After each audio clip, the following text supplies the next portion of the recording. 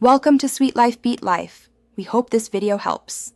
You begin by confirming you have an administrator account and physical access to the machine.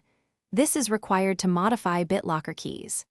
Next, check Bitlocker status with Manage BDE status or via Control Panel so you know which volumes are encrypted.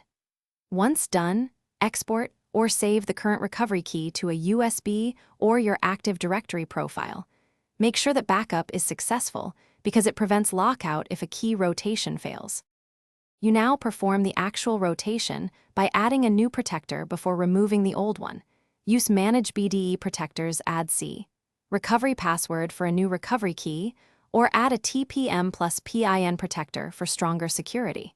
Make sure to wait for the command to complete and verify success because removing the old protector prematurely risks losing access.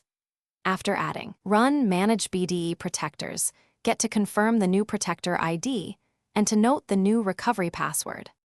You finish by removing the old protector using Manage BDE Protectors Delete with the specific protector ID, but only after you see and test the new one so you retain access. Then reboot and validate the unlock method. Make sure the device boots and the new key or PIN works. If anything goes wrong, use the backed up recovery key to unlock the drive. And if you stored keys in Active Directory, retrieve the recovery password there to restore access quickly. Thanks for watching. Consider subscribing if we helped you.